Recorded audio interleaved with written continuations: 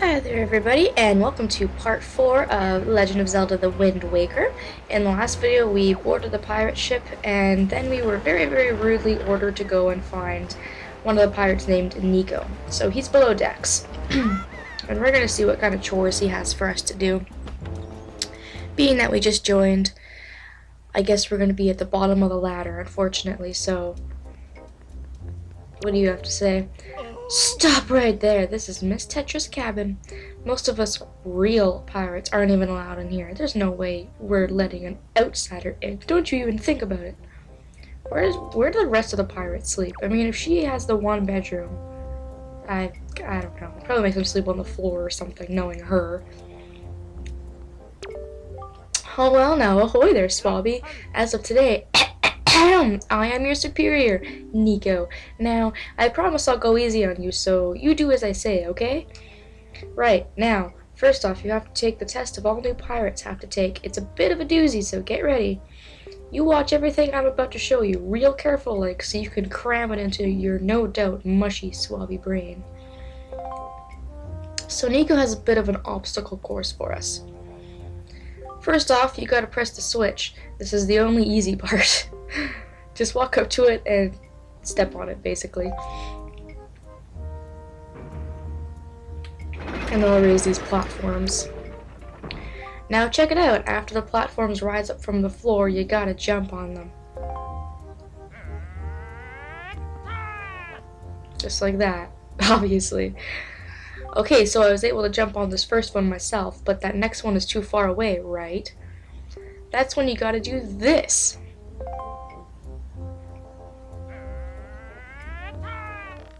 If you jump right on the rope, you can grab onto it and swing. And then you let go when you're close to the other platform.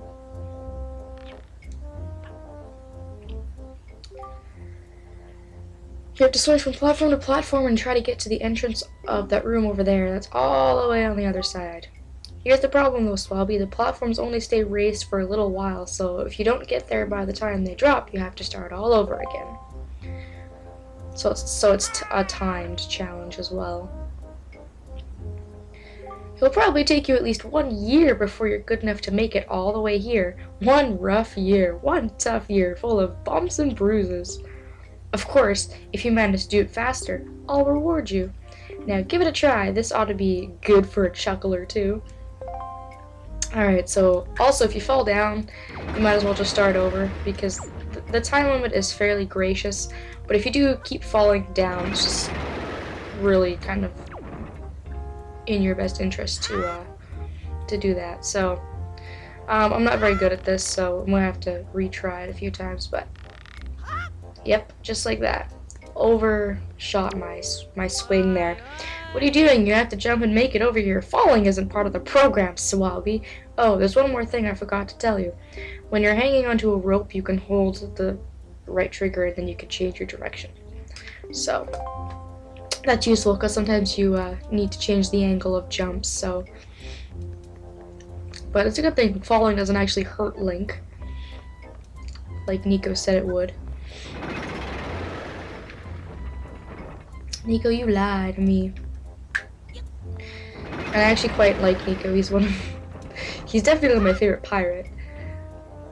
But yeah, I like him. He's funny. Okay, so there we go. I just find it really hard to judge the distance of these platforms. So I usually overjump it. But like I said, the timing is fairly gracious to you, so there we go. And one more. Jump! Oh, made it. Awesome. Okay, so that only took me 2 tries. There we go. What? You did it already? He's just blown away. I'm proud to have you as my underling. He looks like he's gonna cry. Poor Nico's been down here for so long, and we just outbested him in like 2 shots. Alright, Swabby, I'll tell you what. You can have the treasure in that chest over there. It's your reward from the great and generous Nico. Hurry and take it before someone comes. Now, Nico's not the smartest, Uh, I'm sure Tetra would give him a beating if she found out he was doing this, but he's very nice because he's gonna let us have this treasure. This is like our first big treasure chest of the game. It's got spikes on it. This is the spoils bag. This is going to be relatively handy throughout the whole entire game. It just keeps 8 different types of items that we'll be using. Some items we will pick up and some we'll buy. Oh, I love her little yell. So we reached a Forsaken Fortress. I guess that means we better go up there. Thanks for the training, Nico. It was fun. Hope I didn't embarrass you too much. Alright. That was a short sail. This must be like the fastest pirate ship in the world.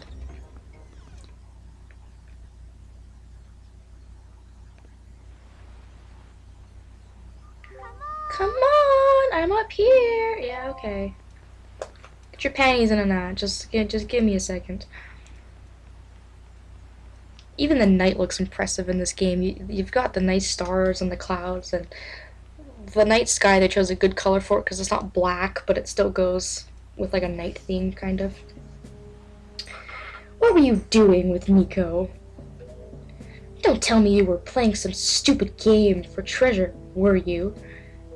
No, of course not. Why would I do that? Well, whatever. There's something you need to see. Have a look over there. That's the cursed island known as the Forsaken Fortress.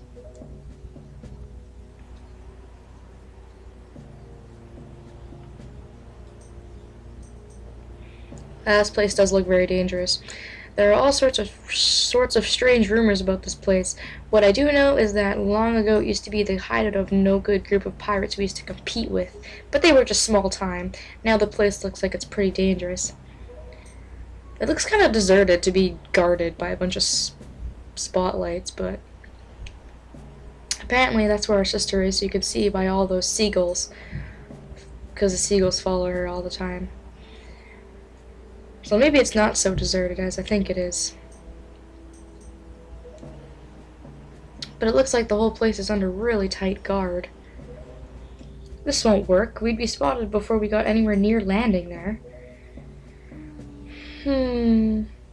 What do we do now? Yeah, what do we do? It's a good question.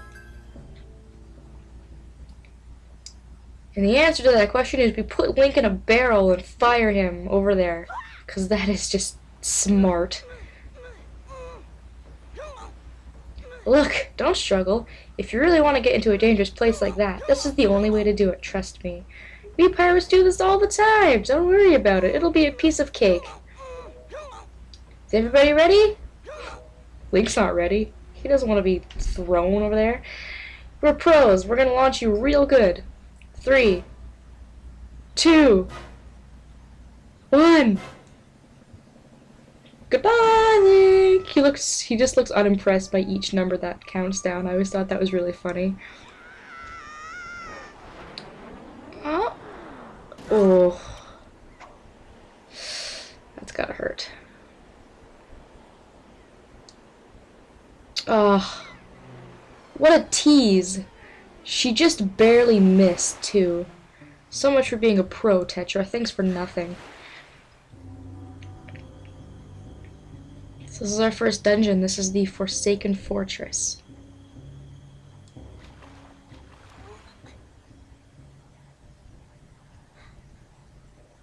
Okay. Your sword landed all the way up there? Shoot, I'm sorry. I apologize. I guess my aim was off by a little bit. Yeah, it was. Thanks. The look on your face was priceless. She just likes to watch people suffer. I slipped the stone into your pocket just before we fired you over there. It's no ordinary stone either.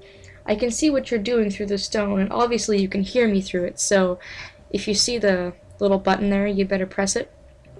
I put that stone on your quest status screen, so it's an item, I guess.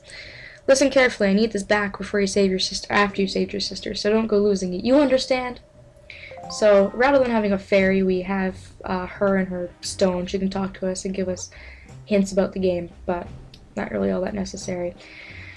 Alright, so if these spotlights catch you, they'll throw you in jail. You don't want that. So if you're in a barrel, they won't see you. So you're just getting a barrel and going into it, and then when the spotlight comes by, just drop immediately.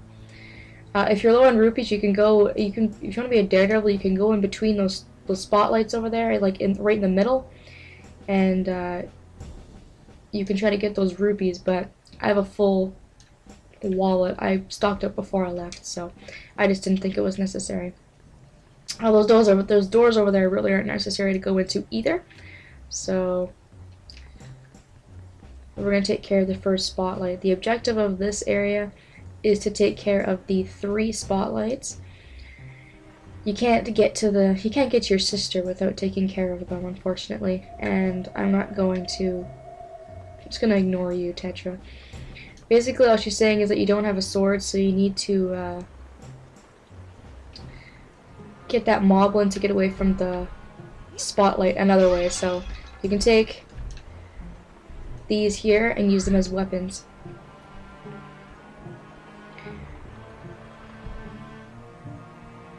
And another option is you can use your shield like this, and he'll drop his weapon eventually, just like that. If you don't have a pot with sticks nearby, you can do that to steal his weapon. So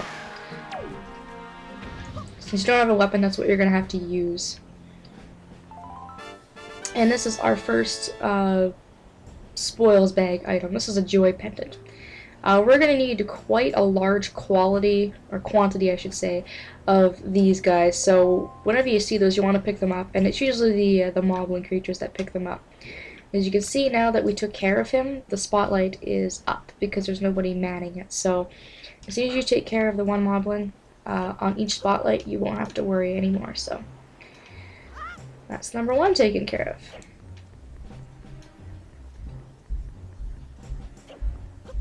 And then I think we want to go... Let's go this way.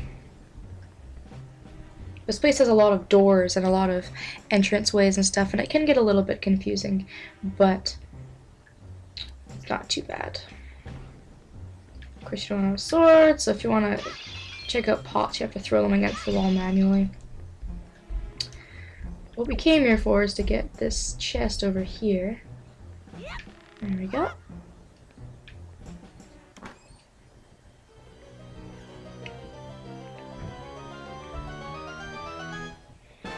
And we get our dungeon map. The first item we usually get in every single dungeon that we do, so this will help us to see where we've been and where we haven't been. And from here, I'm actually going to drop down. I know that seems crazy, but there is something down here that we need to grab. So we need to come down here, and behind these barrels there's a switch. So if you press that, it'll open up that jail. And in here is another one of these big spiked chests. And this is our first piece of heart, ladies and gentlemen. So, just like with most Zelda games, you need 4 of them to complete 1 heart container. And I do believe there's 20 hearts in this game, like with most traditional games. I'm going to try to get all the heart pieces, but no guarantee on that one. These rats will steal your money, so just be careful when you're making your way through here, because if they run into you, they will steal your money, and you don't have a sword to defend yourself. At this point, we're kind of screwed. We've kind of put ourselves into a corner. So, because these barrels, you can't use them to hide yourself. So what you're going to have to do is you're actually going to have to deliberately get yourself caught, or this barrel might actually do it. Oh, it will. What you can do is you can either get yourself thrown in jail by getting caught by one of these guards over here, or you can try to make your way through. I think it's just faster to get yourselves caught, so I'm going to get caught by this guy here. If you get caught by the guards, they will automatically throw you in jail. It's the same with the spotlights. If the spotlights see you, you'll get thrown in jail. So you have to sneak your way around this place. It's pretty heavy security. But with that, though, we're going to have to figure out how to get out of this jail in the next video, because we're in jail, so that's not a good thing. So I want to thank you all so much for joining me for the first part of the Forsaken Fortress, and I hope that you'll join me in the next video.